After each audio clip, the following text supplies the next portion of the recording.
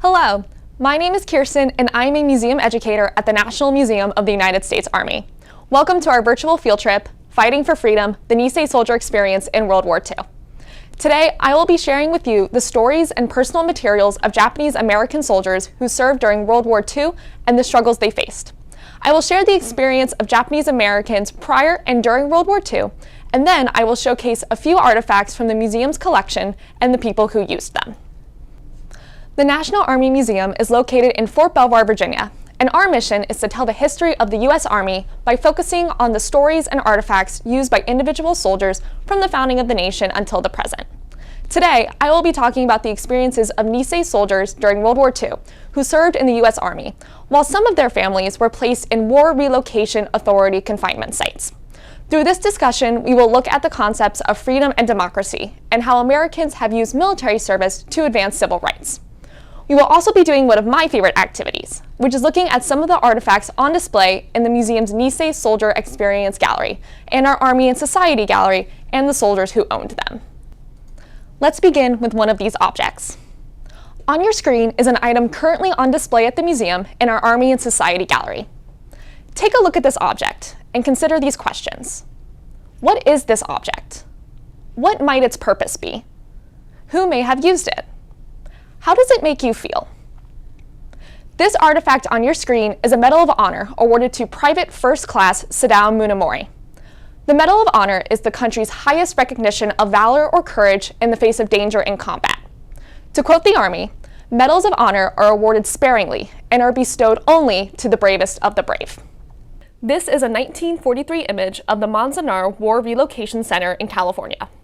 Manzanar was one of the many relocation centers, or incarceration camps, that resulted from Executive Order 9066, which forced the evacuation and detention of Japanese and Japanese American West Coast residents. Sadao's family was living in this camp when they received a telegram that he had been killed in action on April 5, 1945.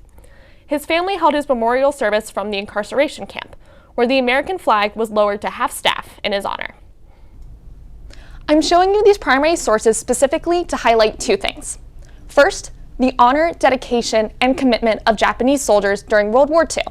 And second, the confinement of their families and loved ones throughout the United States, which is the recurring theme of our program today. When you think about it, these two things seem to be at odds with one another. These soldiers were receiving the highest military honor for their service to their country, while at the same time being on the receiving end of suspicion and mistrust from the government and other citizens. Today, we're going to explore that contradictory relationship. We're going to learn about the sacrifices and commitment of Nisei soldiers, whose commitment endured while on the receiving end of mistrust from their own country. Before we get into the soldiers' stories, let's talk about the experiences of Japanese Americans prior to World War II for context. First, what does the term Nisei mean? Nisei is a Japanese term meaning second generation. It is the name given to children born in a different country to Japanese immigrant parents. So when we use the phrase Nisei, we are talking about second-generation Japanese Americans who were born in America between 1910 and 1940. Their parents were known as Issei, a term meaning first-generation immigrant, and the majority of them moved to the United States between 1885 and 1924. Many began arriving in Hawaii to work on the plantations and grew in number to comprise over half of Hawaii's agricultural labor force. Following the Chinese Exclusion Order of 1882, which prohibited Chinese immigration for laborers, railroad companies began recruiting Japanese citizens for construction jobs, therefore increasing the number of Issei coming to both Hawaii and the mainland U.S. In Hawaii and the mainland and United States, the Issei established homes and set up businesses. However, due to immigration laws at the time, they were not eligible for citizenship and would not be until the government changed that policy in the 1950s. By 1920, the population of Japanese living in the mainland United States and Hawaii had risen to just over 220,000. This is an image of the San Francisco business district before the war, which includes Japanese businesses.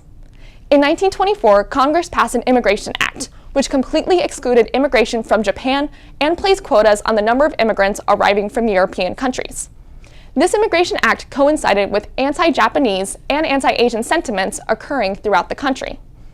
But by that time, the Issei had already established families and continued to grow in number. The 1940 census counted around 284,000 people of Japanese descent in American territories. Of that number, more than half were born in the United States, making them American citizens. The Nisei were born between 1910 and 1940, and like the children of a lot of immigrants, they lived in two worlds. While they were ethnically Japanese, they spoke English and attended American schools. But many also attended Japanese language schools in the evenings, like the 1937 class picture shown here, where they studied the Japanese language, culture, and other subjects from the Japanese national curriculum. They also would have learned Japanese traditions from their families at home. So the Nisei had a dual identity as both Japanese and American. On December 7, 1941, Japan attacked Pearl Harbor, an American naval base in Hawaii. The day was the catalyst that brought the United States into World War II. This act of terrorism was also the final straw in an escalation of tensions that existed between the two countries. Political tensions between the two countries, in turn, filtered into American society. The news of Japanese aggression fueled distrust of Japanese people, especially on the West Coast. The attack on Pearl Harbor, which killed 2,335 Americans, confirmed their fears and tensions boiled over. The Japanese air raid angered and shocked Americans, and many feared that Japan might invade Hawaii or California. Lobbyists from Western states pressured Congress and the president to remove persons of Japanese descent from the West Coast to protect national security interests. This anger and fear led to Executive Order 9066, shown on your screen here. Signed on February 19, 1942 by President Franklin Delano Roosevelt, it allowed military commanders to remove and evacuate all persons deemed a threat to national security from the West Coast to relocation centers further inland. Now, it's important to note that the order never mentioned the word Japanese specifically, but the racism and fear present in American society meant that everyone knew what it meant and who it was meant to relocate: those of Japanese descent living on the West Coast. Although the language of the order did not specify any ethnic group, Lieutenant General John L. DeWitt of the Western Defense Command proceeded to announce curfews that included only Japanese Americans. DeWitt first encouraged voluntary evacuation by Japanese Americans from a limited number of areas. About 7% of the total Japanese American population in these areas complied. Then, on March 29, 1942, under the authority of a Roosevelt executive order, DeWitt issued Public Proclamation No. 4, which began the forced evacuation and detention of Japanese American West Coast residents on a 48-hour notice. They were forcibly moved to assembly centers and then evacuated to isolated, fenced, and guarded relocation centers, also known as internment camps or incarceration camps. Throughout the next 6 months, approximately 122,000 men, women, and children were forcibly moved. Those sent to incarceration camp lived in rough conditions and under armed guard by the end of 1942. The 10 sites were in remote areas in 6 western states that included California, Idaho, Utah, Arizona, Wyoming, Colorado, and Arkansas. The map on your screen shows the location of the camps within these states.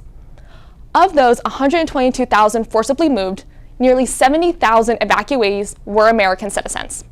The government made no charges against them, nor could they appeal their incarceration. All lost personal liberties, and most lost homes and property as well. The video playing on your screen was produced by the Army Signal Corps. It is a propaganda piece, but it shows images of Japanese Americans packing up their belongings and heading to camp. Regardless of their citizenship status, all left behind homes, possessions, businesses, and even pets, regardless of whether they chose to leave and relocate themselves or go to an assembly area. It is important to note that not all Japanese Americans were sent to the relocation camps. The executive order only applied to those living in the military exclusion areas on the West Coast. The Issei and Nisei also had the opportunity to move to another location outside of the exclusion area. However, packing up all of your belongings and moving to a new city is difficult, on short notice, and expensive. In spite of these circumstances, many Nisei men and women wanted to enlist in the military. There were also a number of Nisei already enlisted in the Army at the time, including the 100th Infantry Battalion, which was composed almost entirely of volunteer Japanese Americans from Hawaii who were in the Hawaii National Guard prior to the creation of the 100th Battalion. Following the attack on Pearl Harbor, Nisei who chose to enlist were told that they were ineligible for service based on their status as IVC or enemy alien. The War Department had notified the Selective Service that would no longer accept, for service with the armed forces, Japanese or persons of Japanese extraction, regardless of citizenship status or other factors. The War Department reversed that decision in March of 1943, following lobbying and advocacy of Japanese American supporters and their volunteer efforts, the successful record of the 100th Infantry Battalion, the need for more troops, as well as the need for people who had knowledge of the Japanese language and culture. The White House declared that no loyal citizen of the United States should be denied the democratic right to exercise the responsibilities of his citizenship, regardless of his ancestry. This led the War Department to issue a call for volunteers for a segregated unit that would become the 442 Regimental Combat Team. Americans of Japanese descent enlisted in both the Army and Women's Army Corps. Many who enlisted were either living in the camps, had moved to avoid relocation, or already lived outside the military exclusion zones. So it is important to remember that the experience of Nisei soldiers was unique to each individual and varied by their location in the country.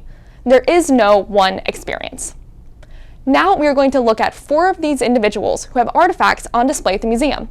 We are going to examine the artifacts as well as discuss their military service and life prior to World War II. Together, their experiences will show you the diversity of each soldier's experience and will help you understand the sacrifices and challenges of Nisei soldiers.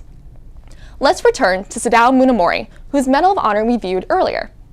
Sadao was born in Los Angeles, the 4th of 5 children. After graduating from high school, he worked as a mechanic. A month prior to Pearl Harbor, on November 2, 1941, he enlisted in the U.S. Army. While he was serving, Sadao's family was sent to Manzanar Relocation Camp in the California Sierra Mountains. This is a copy of his DSS Form 1, also known as a registration card for the draft. These types of primary sources contain all sorts of information about Sadao, like his birthday and personal references, but also physically identifying features like his tattoo. It says here that he has the letter M tattooed on his knee. Following Pearl Harbor, Munamori entered a limbo period. He was barred from combat training, like other Nisei soldiers who were already enlisted in the Army, and relegated to menial jobs. He was eventually selected for the Military Intelligence Service. However, when the 442 Regimental Combat Team was created for Nisei infantrymen, Munamori requested a transfer and required him to take a demotion in rank to be able to join the 442. In a letter to his sister, Munamori said, "I think I did right by enlisting because my home is here in the US, and it helped a lot to bind the family together more than ever." In April 1945, Munamori's unit was given the task of penetrating the Germans' final defensive link, the Gothic Line in northern Italy. On April 5th, when Munamori's squad leader was injured by enemy fire, Munamori immediately took command. He raced forward through gunfire towards 2 machine gun nests, where he used grenades to take out both. As more grenades were lobbed from the enemy's side, Munamori sought cover in a shell crater where 2 of his men were already taking refuge. An unexploded grenade hit Munamori's helmet and rolled towards his comrades. In a split-second decision, Munamori died for the grenade in an attempt to smother the blast with his body, sacrificing his own life to save the lives of his 2 comrades. Following his death, Munamori's memorial service was held at Manzanar along with another Nisei soldier killed in action. On March 13, 1946, Munamori was posthumously awarded the Medal of Honor. The citation from his Medal of Honor reads, "He fought with great gallantry and intrepidity. His swift, supremely heroic action saved 2 of his men at the cost of his own life and did much to clear the path for his company's victorious advance." Munamori was the first Japanese American to be awarded the Medal of Honor and the only to be awarded the medal immediately following the war. After hearing more about Sadao Munamori's life and military service, when you look at this Medal of Honor, I want you to consider a couple of questions. Do you view the Medal of Honor differently, maybe on a more personal level? Does it add to your definition of service? As you think about this, let's look at another artifact and its connecting story. On your screen is an image of an artifact on display at the National Army Museum. This is a Japanese to English dictionary owned by Technical Sergeant Masami Hayashi, a translator in the Military Intelligence Service. Masami Hayashi was born in Denver and grew up in the farming town of Fort Lupton, Colorado. He spent his summers attending Japanese language school with approximately 125 other students from his community. In the 8th grade, Hayashi moved to Japan for 2 years to receive further education. Those Nisei who went to Japan for a period of time for educational or family reasons and then returned to the US were known as Kibe. While in Tokyo, he studied Japanese history, language, geography, and ethics. In this photograph, Hayashi is in the back row, third from the right. When the war broke out, Hayashi tried to enlist with the hope of becoming a navigator. He was classified as 4C enemy alien and was not accepted into the army. A few years later, after the policy on Nisei enlistment changed, Hayashi was drafted in August 1944. Hayashi became one of over 6,000 students to graduate from the Army's Military Intelligence Service Language School, or MISLS. Following training, Hayashi arrived in the Philippines in September 1945 and was attached to the Allied Translator and Interpreter Section and became part of the War Crimes Investigating Detachment. He was assigned to the prosecution team for the war crimes trials in Manila. His responsibilities included translating documents, interpreting for interviews, and interrogating prisoners of war. Hayashi used that pocket-sized dictionary during the war crimes trials in Manila. Two of the most notable war crimes trials in the Philippines involved general officers of the Imperial Japanese Army. Hayashi was involved in the indictment of General Tomoyuki Yamashita, commander of Japanese land forces in the Philippines, and Lieutenant General Masaharu Homa, who was tried for his involvement in the Bataan Death March. In January 1946, Masami Hayashi and Derek Taramai, pictured here, were sent on a 6-week mission to the eastern coast of Australia. They served as translators and interpreters in a final search for evidence to be used in the war crimes trials. That brings us back to the dictionary. This is the Japanese language dictionary that was used by Hayashi. Now that we've talked more about Hayashi's life and service, like before, let's do a little consideration of these questions. How might you view this dictionary differently? What does this dictionary tell us about military service? What does it tell us about the experience of Nisei soldiers during World War II? As you think about that, let's move on to one of my favorite artifacts displayed at the National Army Museum. This is a travel bag used by Sergeant Gary Uchida. He was born in Hawaii and drafted on June 30th, 1941. After goodbyes to his families and friends, he was transferred to Schofield Barracks. Uchida was assigned to the 298th Infantry, Company H, and was stationed on the island of Oahu during Pearl Harbor. After the attack, the Nisei soldiers serving in the 298th and 299th Hawaii National Guard were sent to the mainland and were activated as the 100th Infantry Battalion. Their motto, "Remember Pearl Harbor," had significant meaning for soldiers who were original National Guardsmen in Hawaii. Many of them were at Schofield Barracks that day, and some, like Gary Uchida, rushed back to base when the bombing began. Remember Pearl Harbor symbolized the 100th soldiers' belief that they would be fighting to prove the loyalty of the Japanese American community in Hawaii. After sailing to California, the men of the 100th traveled by train to Camp McCoy, Wisconsin, and eventually Camp Shelby, Mississippi, for training. The 100th Infantry Battalion arrived in Oran, North Africa in September 1943, then moved on to Salerno, Italy later that month. Gary Uchida participated in the Naples Foggia campaign and saw action against the enemy in a series of battles as the 100th pushed inland. Uchida was wounded by artillery shell fragments near the town of Pozzilli on 5 November 1943. Uchida sustained significant injuries, and his recovery spanned a period of 15 months. He was treated in 11 military hospitals across Italy, Africa, and the United States as he made his way home to Hawaii. Throughout his travels, Gary Uchida carried this canvas bag that doubled as a personal journal. His drawings captured his experiences in World War II. In all, he illustrated over 120 representations of places he went, battles he fought, and memories he made on 3 continents over 3.5 years.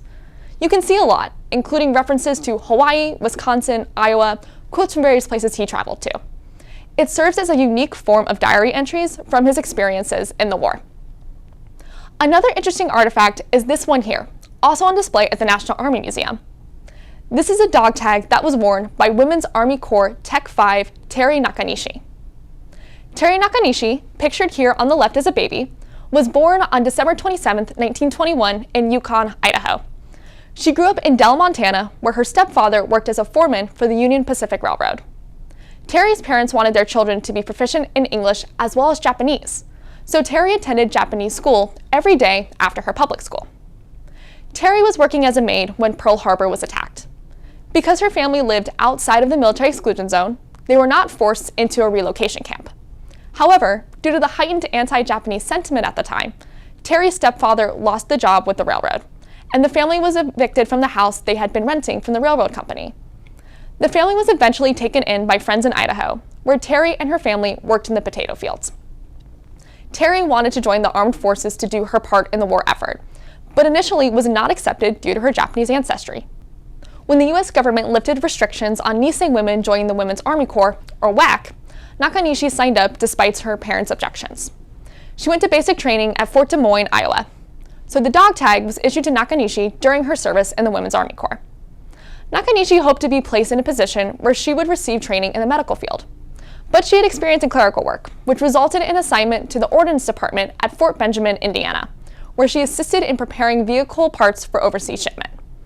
After a few months, she was reassigned to MISLS at Fort Snelling in Minnesota because of her knowledge of the Japanese language. This school was originally in California, but was moved to Minnesota to be more conspicuous, as well as Minnesota did not have a history of anti-Japanese sentiment. In November 1944, Terry was among the first Nisei WACs to be sent to MISLS in Fort Snelling. The Nisei women trained in speaking and writing military-style Japanese, and about 50 Nisei women served in the language school during World War II. On January 27, 1946, Nakanishi was among 13 WACs sent to serve in the occupation of Japan. You can see her and her team on this image. Nakanishi was assigned to the G2 Intelligence Headquarters under General MacArthur. She provided administrative and translation support for trials of war criminals such as Imperial Japanese Army General Hideki Tojo. She also worked as a secretary for Major Paul Rush, who had been on staff at the MISLS at Fort Snelling. That brings us back to the dog tags owned by Terry Nakanishi. So like earlier, I would like you to think about what this object represents, now that you've learned more about Terry and her family. How might you view the dog tags differently? What do they tell you about military service? And how does that contribute to the experiences of Nisei soldiers, both men and women? Those thoughts bring us to the last artifact that we're going to look at today. This is the Nisei Soldier Congressional Gold Medal. It was awarded to the Japanese-American World War II veterans of the 100th Battalion, the 442 Regimental Combat Team, and the Military Intelligence Service, all of whom we've talked about today. It is the highest civilian award bestowed by the United States Congress. It is awarded to persons or groups whose achievements have made a major or long-standing impact on American history and culture. The Nisei Soldier Congressional Gold Medal was awarded to Nisei veterans in November 2011, decades after their service and more than 20 years after President Reagan signed legislation which apologized for the internment on behalf of the U.S. government. I think that this artifact really sums up the experiences of Nisei soldiers who fought during World War II. It represents the patriotism and honor shared by Nisei soldiers who experience intense prejudice and discrimination at the hands of their government. It is also an acknowledgement of the injustice and widespread harassment faced by Nisei and Issei living in the United States at the time. Their loyalty in the face of injustice and harassment pushed for their equality as soldiers and U.S. citizens, and made significant efforts to the outcome of World War II. Thank you for watching. I hope you all got a better understanding of Nisei service during World War II and some deep thoughts on how their service contributes to your understanding of service, freedom, and democracy. For more information, please visit our website.